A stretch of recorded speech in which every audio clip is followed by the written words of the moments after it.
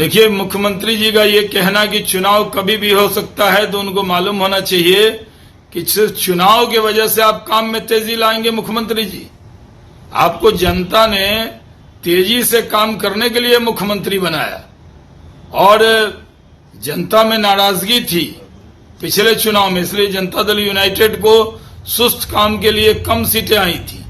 आपको तेजी लाना चाहिए। ये राजद के लोग, जदयू के लोग ये चुनाव को देखकर ही काम करते हैं। कुछ तो नरेंद्र मोदी जी से सीखना चाहिए।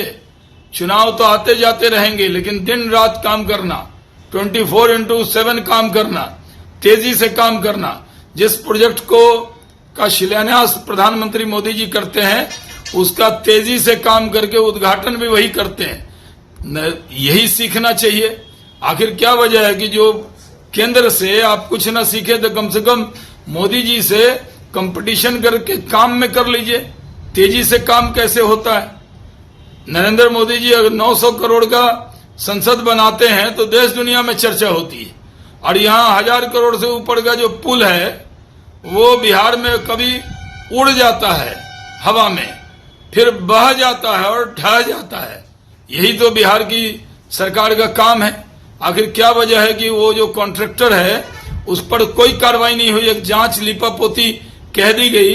ये यही काम है।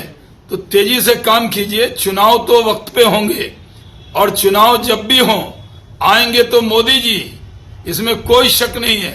भारतीय जनता पार्टी के कार्यकर्ता दिन रात मेहनत कर रहे हैं।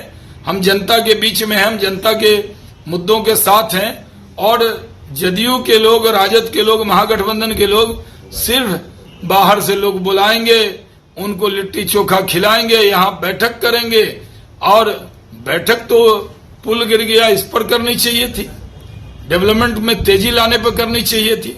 लेकिन विपक्षी दल कितने इकट्ठे हो जाएं, आएंगे तो मोदी जी ही, इसमें कोई शक की गुंजाइश नहीं है। फिर एक बार मोदी सरकार बनेगी। देश की जनता ने मन बना लिया है कि मोदी जी को फिर प्रधानमंत्री बनाएंगे। और यहाँ जितने गठबंधन के साथी उनके आ जाएं, कुछ होने वाला नहीं है। बिहार में भी 40 की 40 लोकसभा सीट भारतीय जनता पार्टी का और उसका गठबंधन जीतेगा। तो ये महागठबंधन बिना पतवार के चल रही है। जो महागठबंधन में जो मांझी थे वही कश्ती से कूद गए हैं, और महागठबंधन में अब कोई